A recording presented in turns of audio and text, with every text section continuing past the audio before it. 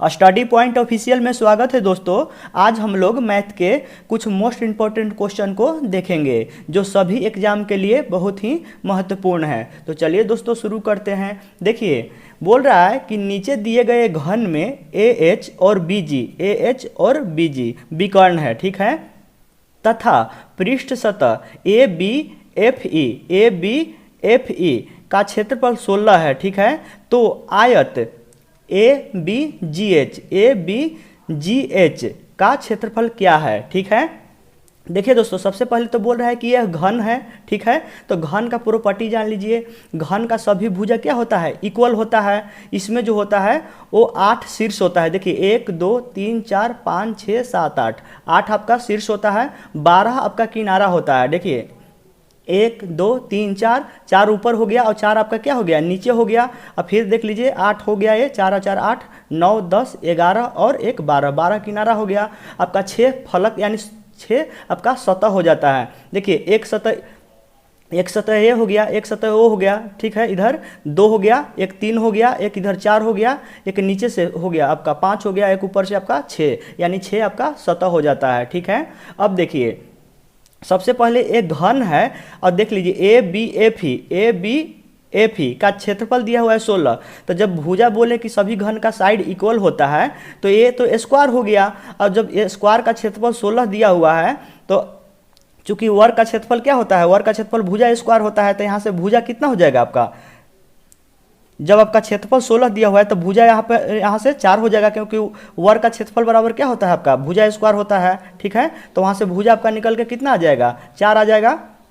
देख लीजिए जब 4 भुजा आ गया तो अब देखिए ये मान लेते हैं कि A 4 हो गया, AD 4 हो गया, आपका DH जो हो गया ये भी 4 हो गया, क्योंकि सभी तो 4 4 है। तो हम देखेंगे कि हमको निकालना क्या है, तो निकालना है ABGH का क्षेत्रफल निकालना है, यानी आपका ये आयत का क्षेत्रफल निकालना है। तो निकालने के लिए क्या कम रहा है आपका, देखिए ये भुजा आ गया तो आपका क्या हो जाएगा, ये आपका चौड़ाई हो गया, ठीक है। चौड़ाई लिख लीजिए यहाँ पे, चौड़ाई, ठीक है। अब देखिए कि निकालने के लिए क्या कम रहा है, तो हमको लंबाई का जरूरत होगा, ठीक है, क्योंकि क्षेत्रफल बराबर आयत का क्या होता है, लंबाई गुने चौड़ाई होता है। तो देखिए इसमें चलेंगे ADH में, ठीक है। ये देखने में लग रहा है लेकिन ये 90 डिग्री का यहाँ पे कोण बनाएगा, ठीक है। तो आपका देख लीजिए ये समकोण त्रिभुज में अगर चलेंगे तो आप AH बराबर क्या लिख सकते हैं, AH बराबर क्या लिख सकते हैं, देखिए इसका स्क्वायर प्लस इसका स्क्वायर रूट में लिखेंगे तो 4 के स्क्वायर प्लस ये 4 के स्क्वायर हो जाएगा, यानी कितना हो जाएगा, 16 हो जाएगा। ये भी आपका 16 हो गया, ठीक है। तो ये आपका हो जाएगा 16 दूनी 32 हो गया। इसको लिख देंगे 16 गुने 2 लिखेंगे तो ये 4√2 आ गया, ठीक है। अब देखिए दोस्तों ये आपका क्या आ जाएगा, ये आपका लंबाई आ गया, ठीक है। ये आपका लंबाई आ गया। तो देखिए चौड़ाई मालूम हो ही गया, 4 है ये, ठीक है। चौड़ाई आपका 4 हो ही गया और लंबाई आपका दिया हुआ आ गया आपका 4√2, ठीक है। तो अब क्षेत्रफल निकाल लीजिए। आयत का क्षेत्रफल बराबर क्या होता है, आयत का क्षेत्रफल बराबर आपका हो जाता है लंबाई गुने चौड़ाई, ठीक है। तो देख रहे हैं वो कितना आसानी से बन गया। ये आपका हो जाएगा 4√2 गुने आपका ये 4 हो जाएगा। तो 4 चौका आपका 16√2 आपका करेक्ट आंसर हो गया दोस्तों, ठीक है। तो ये आपका ABGH का क्षेत्रफल हो जाएगा, ठीक है। उम्मीद करते हैं इसको बहुत अच्छे से समझ गए होंगे। चलिए अगला क्वेश्चन देखते हैं। जो 16 पाई परिधि वाले वृत्त के अंतः स्थित हो, ठीक है। तो देखिए दोस्तों वर्ग का क्षेत्रफल निकालने के लिए पूछ रहा है, तो देखेंगे कि वर्ग का क्षेत्रफल निकालने के लिए हमको क्या कमी हो रहा है। तो वर्ग का क्षेत्रफल निकालने के लिए हमको इसका साइड मालूम होना चाहिए, ठीक है। अगर वर्ग का भुजा हमको मालूम हो जाएगा तो वर्ग का क्षेत्रफल हम लोग आसानी से निकाल लेंगे, ठीक है। तो देखिए सबसे पहले जो परिधि दिया हुआ है तो परिधि से हम लोग R निकाल लेंगे, ठीक है। देखिए परिधि से हम लोग R निकाल जो ही होगा वो वर्ग का विकर्ण हो जाएगा, क्योंकि यह स्क्वायर है, ठीक है। तो देखिए लिख दीजिए यहाँ पे कि देखिए वृत्त का परिधि, ठीक है। तो वृत्त का परिधि कितना दिया हुआ है आपका, होता है 2πr। अब परिधि बराबर दिया हुआ है आपका 16 पाई, ठीक है। तो यहाँ से 2πr, तो 2π से काट दीजिए इधर, तो ये 8 बार में कट गया, यानी R बराबर कितना हो गया आपका 8 हो गया, ठीक है।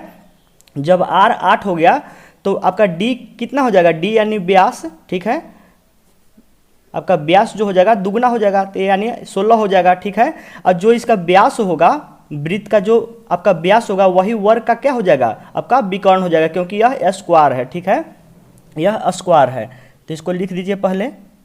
ये आपका 16 हो गया, तो यही आपका क्या हो जाएगा, वर्ग का विकर्ण हो जाएगा। और लिख दीजिए अब कि वृत्त का व्यास बराबर वर्ग का विकर्ण। ठीक है, तो देख लीजिए यहाँ से वर्ग का विकर्ण का फॉर्मूला लगा दीजिए, तो हमको साइड निकल जाएगा, √2a हो जाता है। ठीक है, वर्ग का विकर्ण, और वर्ग का विकर्ण तो हमको मालूम है कि दोनों क्या इक्वल हो जाएगा, दोनों 16 का इक्वल है।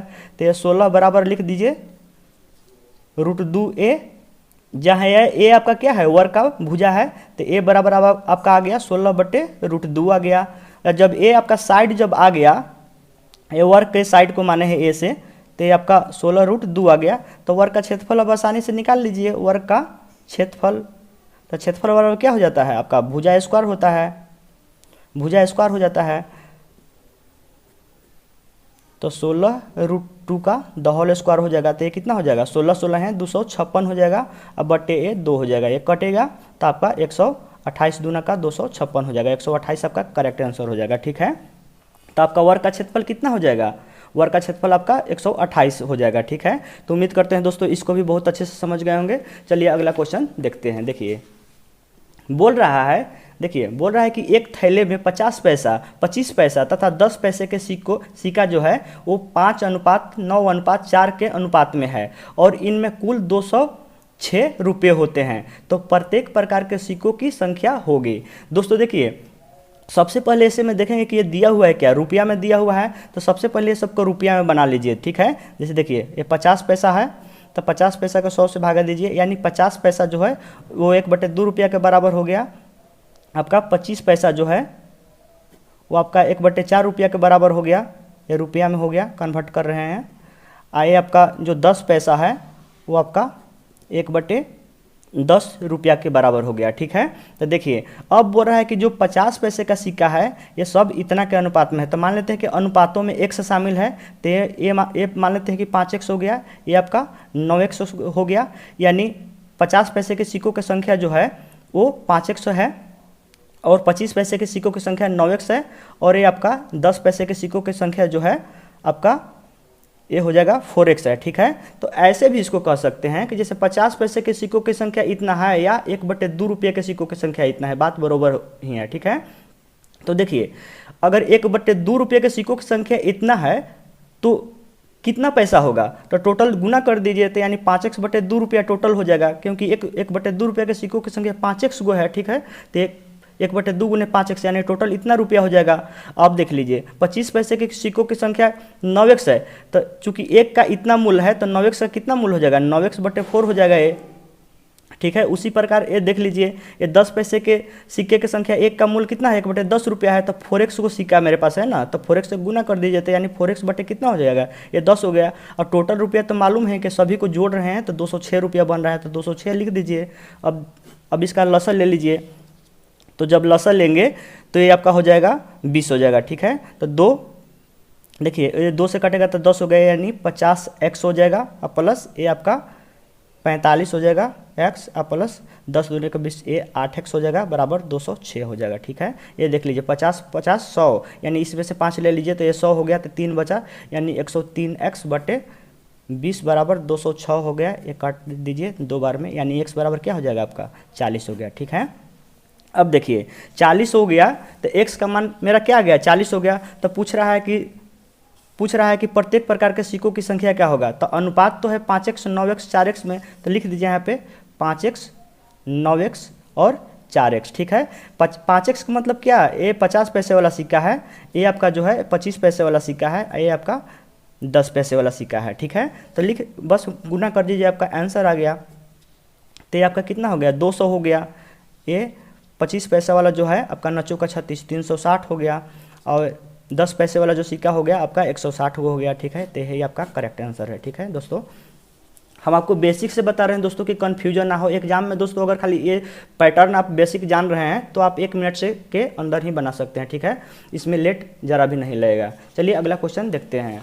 देखिए बोल रहा है देखिए दोस्तों, बोल रहा है कि रीता की शादी 6 वर्ष पूर्व हुई थी, ठीक है। आज उसकी उम्र शादी के समय की उम्र का 1.1/4 गुना है, ठीक है।